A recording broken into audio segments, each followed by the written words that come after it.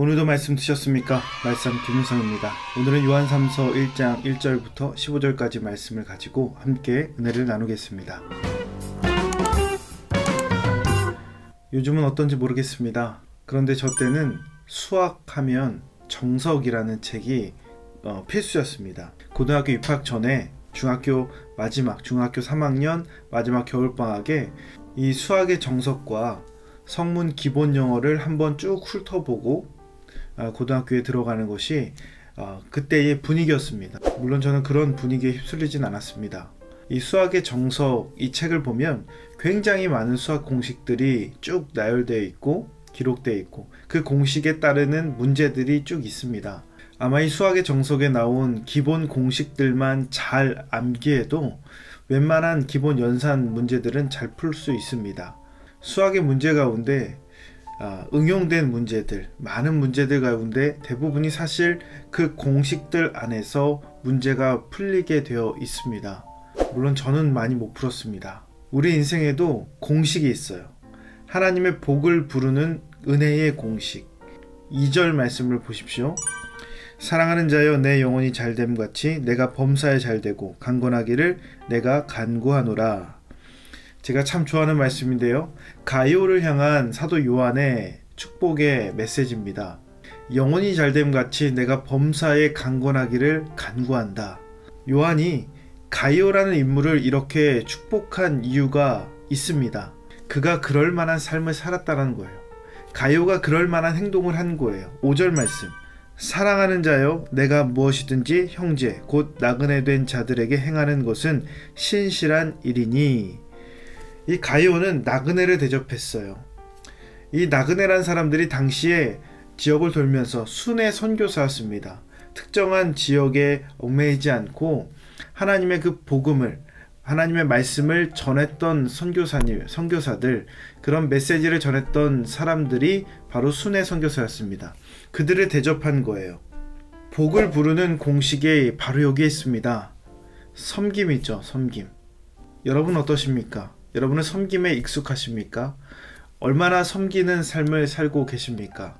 저는 아직도 섬기는 것에 아직 많이 미숙합니다. 섬길 기회가 오면 아쉬운 소리를 먼저 내뱉는 것이 우리들의 모습이죠. 그런데 그 섬김의 모습을 통해서 하나님의 복이 찾아온다라는 것은 오늘 성경의 말씀을 통해서 잘 알 수 있는 사실입니다. 그러기에 꼭 기억해야 됩니다. 섬김이 없으면 복도 없다. 섬김이 없으면 복도 없나니 이 말을 꼭 기억해야 됩니다. 섬길 줄 아는 사람이 섬김을 받는 거예요. 내가 베푼 헤아림으로 헤아림을 받는다라는 겁니다.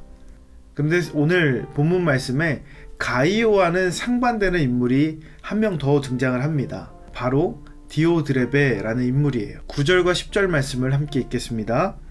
내가 두어 자를 교회에 썼으나 그들 중에 으뜸되기를 좋아하는 디오드레베가 우리를 맞아들이지 아니하니 그러므로 내가 가면 그 행한 일을 잊지 아니하리라. 그가 악한 말로 우리를 비방하고도 오히려 부족하여 형제들을 맞아들이지도 아니하고 맞아들이고자 하는 자를 금하여 교회에서 내쫓는도다. 디오드레베는 섬길 줄 모르는 사람입니다.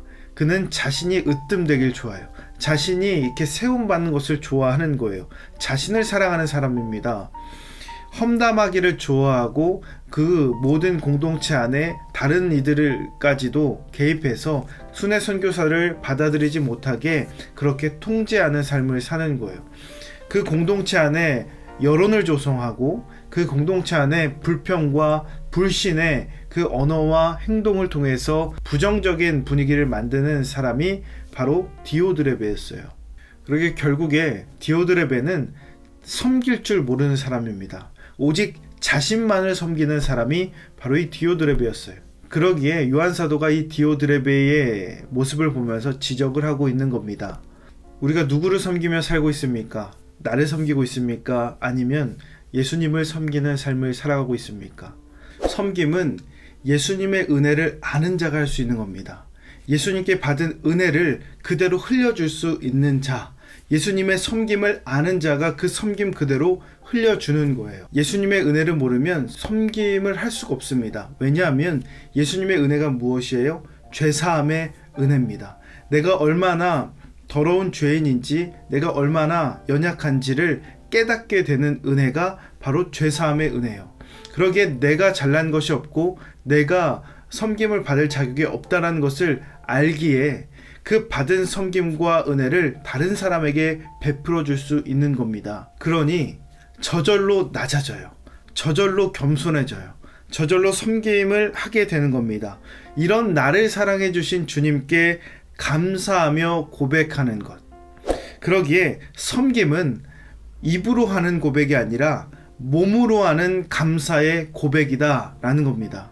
여러분은 삶으로 감사의 고백을 드리고 있습니까? 입술로만 하는 고백은 자신을 향한 감사예요. 그러나 몸으로 드리는 그 고백은 주님을 향한 감사의 고백이다 라는 겁니다. 몸으로 하는 감사의 고백이 주님의 복을 불러오게 된다라는 겁니다. 오늘도 이 은혜의 공식대로 주님의 복을 마음껏 누리고 충만하게 누리시는 저와 여러분 되시기를 주님의 이름으로 축원합니다. 오늘 내용이 도움이 되셨다면 좋아요와 구독 꼭 눌러주시고 이 말씀이 여러분의 삶이 되시기를 주님의 이름으로 축복합니다.